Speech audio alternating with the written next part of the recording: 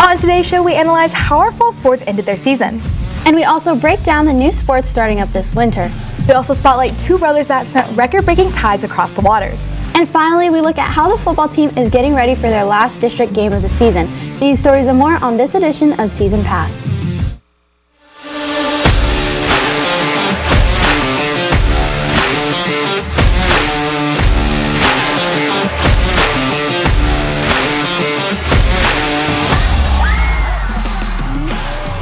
What's Rockin' Rock Nation, and welcome back to another episode of Season Pass. Live from Studio 1060, I'm Samantha Mitchell. And I'm Alana Sanchez. We have a great show in store for y'all today. Samantha, do you want to get us started with season recaps? Of course, Allie. Starting off with volleyball, they had their season finish up on October 24th against Plano Senior High School. They ended their season with a 12-25 record and a 2-14 in districts. Team leaders include Emma Alexander, Sharika Okori, and Maddie McDaniels. Sam, I think it's great that they've really stepped up, especially everything that's happened with Coach A. I think our volleyball team has definitely felt some motivation for that. Yes, I'm really proud because they've gone all 4 years, and it's just great to see how they're shining. Right. Moving over to tennis, they officially wrapped up their fall season September 30th with a Blue Hawk win against McKinney High School, ending them with an overall record of 7-9. Players with the most world tennis number singles include Geronimo Maya with a 25.64, Samayan Tej Nalabelli with a 28.04, and Colton Herbo with a 28.66. Moving over to cross country, Sam, our boys team qualified for the third time in regionals. So great. Bruno Nascimento has definitely been a leader. Gavin Jasinoff and Ryan Gerard, them being seniors, Yes, and with varsity girls, they got 7th place with Natalie Callahan getting 13th. And I know we don't talk about them a lot, but our JV teams have gone off with boys getting 1st in districts and JV girls getting 5th in districts, with 4 out of the 5 girls getting in top 20. Man, our cross-country team has really been running to the top. Do you know anything about water polo? Yes. Now moving on to the water side of sports, boys water polo finished their season with a 2-17 record. With key players graduating, the younger athletes plan to take on bigger role for their team next season. On to the girls, they ended their season with a 3-15. Next year, they plan on to develop the team as to have more success next year. Additionally, both Sebastian and Dominic Valdivino have broken every individual record for the guys team. Chris Camardo has the story. At the natatorium, one name stands out, or rather two of the same. Across every individual water polo record board, the name Valdivino makes a splash. The chemistry is definitely there, like when there's a fast break in the water, he's down the pool, I can pass him the ball, he'd go in for an easy goal. I mean, it's just kind of one of those things where you always know where he is without knowing where he is. They each play their different roles on the team, with Sebastian on the offensive breaking the season goals, assists, and steals record, and Dominic on the defensive side earning the single season saves record. It's sad because it's the last time I'll ever be in the same pool as him, but it was a good journey. It was a good playing with him and the whole high school season. And yeah, I'm excited to see where he goes next in the high school. They've built their trust not with practice, but through brotherhood. Now with Sebastian playing his last game, it's up to Dominic to keep the family legacy afloat. Yeah, he's definitely given me a lot of tips on how to become a better water polo player. Most of all, become a better person. He's one person I always look up to. For now, the records belong to the Valdivino brothers, but even as new players dive in, their legacy will continue to make waves in Rock Hill waters. For Hilltop News, I'm Chris Camardo. With water polo season coming to an end, swim and dive season starts up next. Allie? Starting off our aquatic sports, diving right back into the season. They had their first practice October 1st and will have their first meet on November 7th at the Prosper Natatorium. Moving now to basketball, the season is officially underway. The girls varsity basketball program will have their first home game Monday, November 11th against Heritage Coyotes. Our boys varsity basketball team is set to host their home opener on Saturday, November 18th against Joshua High School. Next up, we have wrestling heading back to the mats tomorrow on November 6th. Best of luck to our boys and girls competing tomorrow at 6:30. Yes, and it's a big thing to show up tomorrow because this is their only district match until districts. So we got to show their Blue Hawk spirit. Speaking of Blue Hawk spirit, Sam, last Friday, our football team took on Plano for a big game for the postseason. A Rock Hill win would have definitely guaranteed us a spot in the postseason. However, after some struggle, the Blue Hawks fell short against the Wildcats with a final score of 21-16. This drops us down to a 3-4 district record. Do you know anything about the UIL bowl cap or anything of? Yes, Allie. If we win against McKinney, it becomes a three-way tie with Rock Hill, Plano West, and Princeton, as long as Plano West loses to Prosper. You know, what's unique about this is the tiebreaker from UIL rules is that if it's run or score differential. So right now we are sitting at +10, which takes us to the top and secures us a spot in the top 4 spot for postseason. That's great. It's really great hearing that we have a second shot at postseason for the second year in a row. I'm super excited for our game against McKinney with it being blacklight. It's great.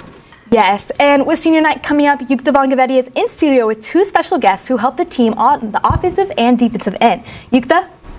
Thanks, Samantha. Welcome to Game Face. I'm here today with linebacker Max Robel, who is currently averaging 6.3 tackles, and quarterback Nate Vincent, who is averaging 50.3 rushing yards and has 16 passing touchdowns and 2 rushing touchdowns so far this season.